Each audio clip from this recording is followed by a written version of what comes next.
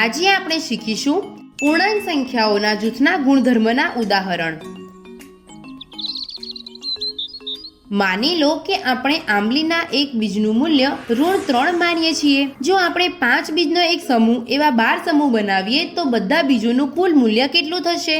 5 બીજનો એક સમૂહ એવા 12 સમૂહની બીજની કુલ સંખ્યા 12 ગુણ્યા 5 મેળવી શકાય છે। અહીં એક બીજનું મૂલ્ય ઋણ 3 છે। બધા બીજનું કુલ મૂલ્ય શોધવા માટે આપણે 12 ગુણ્યા 5 ને ઋણ 3 થી ગુણાકાર કરવો પડશે, કેમ કે પૂર્ણાંક સંખ્યાઓ માટે ગુણાકાર જૂથનો ગુણધર્મ ધરાવે છે। એટલે આપણે પૂર્ણાંક સંખ્યાના ગુણાકારમાં કોઈ પણ બે પૂર્ણાંક સંખ્યાઓનું જૂથ બનાવી શકીએ છીએ। જેમ કે અહીં આપણે ઋણ 3 અને 12 નું જૂથ બનાવી શકીએ છીએ અથવા 12 અને 5 નું જૂથ બનાવી શકીએ છીએ। જો આપણે ઋણ 3 અને 12 નું જૂથ બનાવીને ઉકેલીશું તો આપણને પરિણામ મળશે ઋણ 180। જો આપણે 12 અને 5 નું જૂથ બનાવીને ઉકેલીશું તો પણ આપણને તે જ પરિણામ મળશે। શું તમે જણાવી શકો છો કે આવું કેમ થયું? વિચારો। એકદમ સાચું, કારણ કે પૂર્ણાંક સંખ્યાઓ માટે ગુણાકાર જૂથનો ગુણધર્મ ધરાવે છે। કોઈ પણ રીતે જૂથ બનાવીને ઉકેલવાથી આપણને પરિણામ મળશે ઋણ 180, જે આપણને જણાવે છે કે આંબલીના બધા બીજનું કુલ મૂલ્ય ઋણ 180 છે।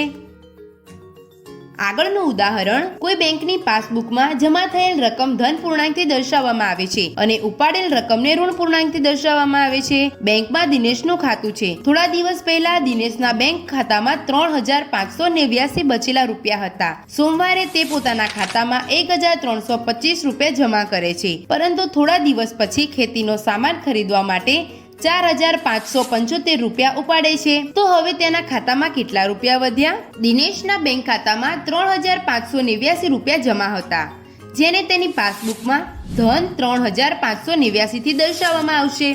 તેણે સોમવારે ખાતામાં 1325 રૂપિયા જમા કર્યા, જેને તેની પાસબુકમાં ધન 1325 થી દર્શાવવામાં આવશે। થોડા દિવસ પછી તેના બેંક ખાતામાંથી 4575 રૂપિયા ઉપાડે છે, જેને તેની પાસબુકમાં ઋણ 4575 થી દર્શાવવામાં આવશે।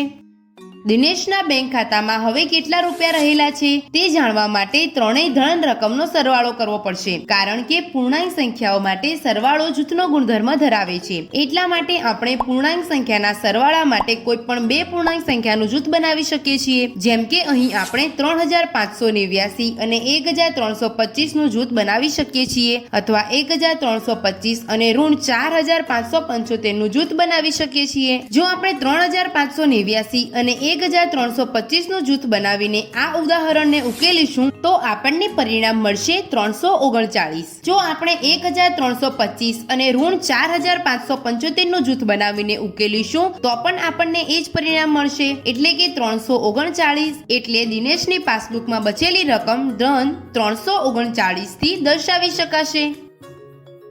તો આજે આપણે શીખ્યા પૂર્ણાંક સંખ્યાઓના જૂથના ગુણધર્મના ઉદાહરણ। આગળના વિડીયોમાં આનાથી સંબંધિત ગેરસમજોને દૂર કરીશું।